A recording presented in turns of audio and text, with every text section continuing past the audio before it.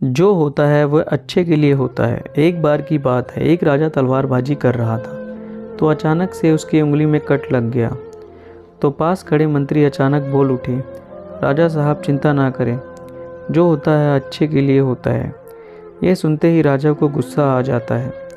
राजा उस मंत्री को कारागृह में बंद करने का आदेश दे देता है और बोलता है इसको फांसी पर चढ़ा दिया जाए। यह सुनकर मंत्री घबरा गया। उसने राजा से निवेदन किया, महाराज मैंने आपके यहाँ इतने वर्षों तक काम किया है, क्या आप मेरी अंतिम इच्छा पूरी नहीं करेंगे? राजा बोला, ठीक है, बताओ क्या है तुम्हारी अंतिम इच्छा?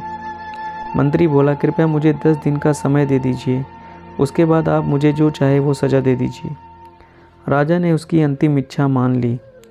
राजा दूसरे दिन अपने सैनिकों के साथ जंगल में शिकार पर निकला। जंगल के बीच में राजा अपने सैनिकों से बिछड़ गए और रास्ता भटक गए। रास्ता ढूंढते हुए राजा वनवासियों के बीच पहुंच गए, जो बलि देने के लिए किसी को ढूंढ रहे थे। वनवासियों ने राजा को पकड़ लिया और वन की देवी को बलि देने के लिए ले गए। बलि देने की सारी तैयारियां पूरी हो गई।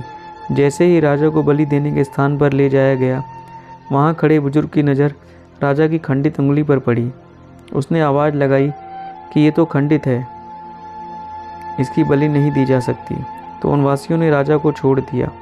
राजा जैसे तैसे वहाँ से निकला और अपने राज्य पहुँचा। सबसे पहले कारागृह में अपने मंत्री से मिलने पहुँचा। राजा ने मंत्री से कहा, आपने सही कहा था, अगर मेरी उंगली नहीं कटी होती तो मैं जिंदा नहीं होता। यानी जो होता है वो अच्छे के लिए होता है। राजा ने फिर पूछा, मेरा तो फ़ायदा हुआ, लेकिन आपका फ़ायदा कैसे हुआ? मैंने तो आपको सज़ा दी। मंत्री बोला, मैं आपके साथ शिकार पर हमेशा रहता हूँ, उस दिन भी रहता, लेकिन मेरे खंडित नहीं होने के कारण मेरी बलि चढ़ जाती, इसलिए मेरे साथ भी जो हुआ अच्छा हुआ। राजा प्रसन्न हुआ, लेकिन छोटी सी बात पर मंत्री को सज़ा देने का दुख भी हुआ। इसलिए राजा ने मंत्री को कारागृह से निकालकर फिर से अपने साथ रख लिया।